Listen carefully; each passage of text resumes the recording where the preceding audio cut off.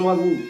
Alors aujourd'hui, début d'une nouvelle série consacrée aux anges de bourdon de cornemuse écossaise que j'ai pu tester jusqu'ici dans ma carrière de sonneur. Alors bien sûr, je n'ai pas la prétention d'être exhaustif, puisque j'ai pas eu l'occasion de tester tout ce qui existe sur le marché. Je n'ai ni le temps ni les moyens financiers d'ailleurs, parce que c'est quand même une affaire qui nous coûte entre 50 et 100 euros au minimum par set d'anges de bourdon. Du coup, effectivement, il est probable que vous ayez essayé des anges que je ne connais pas. N'hésitez donc pas, dans les commentaires, à me faire part de votre expérience à vous. Alors, vous savez déjà ce que je pense sur le sujet. Pour moi, il y a autant de systèmes, il y a autant de marques, autant d'anges, autant de nature d'équipement que de sonneurs. Il faut simplement trouver ce qui nous convient le mieux. Il n'y a donc pas, pour moi, de set ultime qui fonctionnerait dans tous les cas. D'ailleurs, à ce propos, vous verrez souvent dans les descriptifs qui accompagnent les anges que vous achetez, vous verrez souvent cette mention comme quoi ces anges de bourdon sont plug and play, c'est-à-dire que vous les sortez de la boîte, vous les installez dans l'instrument et c'est parti pour une longue aventure. Alors ça, c'est quand même de la blague.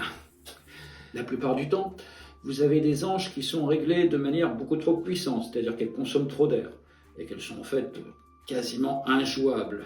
Il faut souffler comme un malade. C'est plus de la musique. Puis ensuite, tout dépend de ce que vous faites avec votre cornemuse écossaise. Est-ce que vous jouez en solo? Est-ce que vous jouez en groupe? Est-ce que vous recherchez un accordage traditionnel écossais, c'est-à-dire très haut? Ou alors, est-ce que vous allez jouer avec d'autres instruments plus modernes, avec un accordage standard? Autant de questions qui se posent et qui vont dépendre aussi de votre équipement. C'est-à-dire, est-ce que vous avez des anches plus puissantes ou des anches pas trop dures, des anches assez faciles, etc., etc.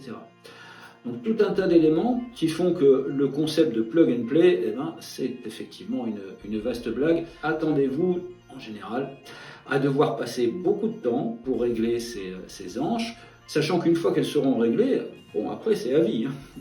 Évidemment, sauf si évidemment vous changez, comme d'habitude, si vous changez certains éléments dans votre setup, dans vos autres réglages, dans votre façon de jouer.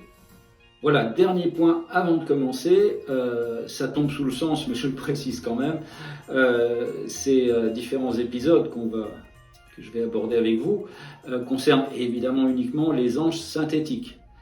Les anges roseaux, c'est un autre programme. On aura peut-être l'occasion d'en parler. Mais donc là, on ne parle que d'anches synthétiques, fibres de carbone, fibres de verre, etc., etc. Voilà donc juste après le jingle habituel, eh bien on se retrouve pour commencer notre premier épisode avec une série d'anches canadiennes, les Kinnaird Edge. C'est parti!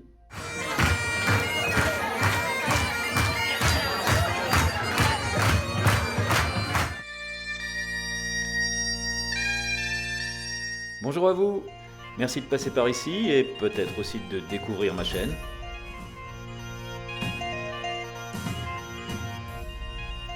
Allez, c'est parti pour la vidéo du jour.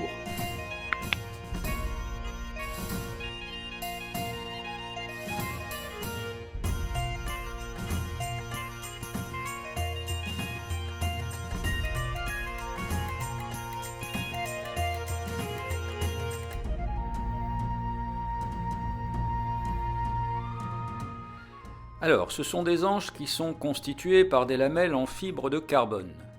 Leur caractéristique principale est que ce sont des lamelles courbées.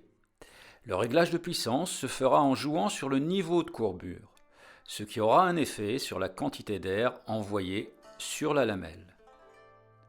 Côté réglage, c'est la grande nouveauté, on ne touche pas à la position de la rasette, de façon à préserver toutes les qualités tonales de l'anche.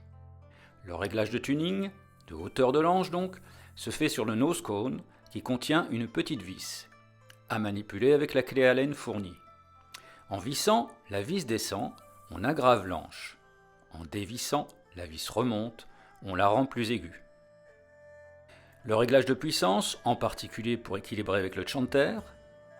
À ce sujet, Ne manquez pas de voir ou de revoir mon tuto sur le réglage des anges de bourdon. Ce réglage se fait toujours avec la clé Allen en agissant sur la vis située juste dessous la lamelle et la rasette. En vissant, dans le sens des aiguilles d'une montre donc, on augmente la puissance. En dévissant, on la diminue. Attention à opérer très doucement, par petites itérations, genre 1/8 de tour au maximum. Et testez juste après, avant de recommencer éventuellement.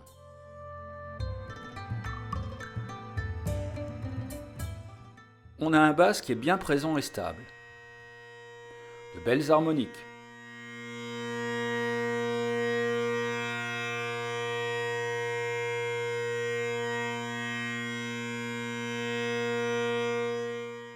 Un son global assez doux et équilibré entre basse et ténor, même si on peut déplorer une relative faiblesse des ténors, affaire de réglage éventuellement.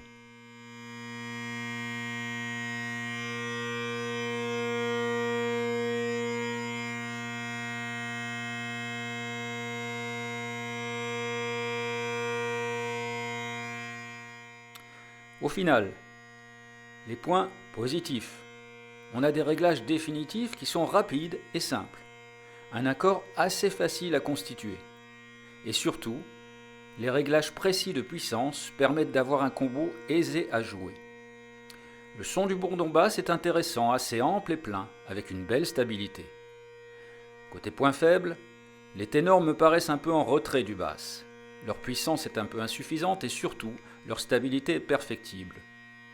Bien réglé, ils ne coupent pas, démarrent et s'arrêtent nettement, sans souci, mais l'ensemble du combo n'est pas toujours bien stable, ce qui peut d'ailleurs s'entendre même en solo sur mon enregistrement.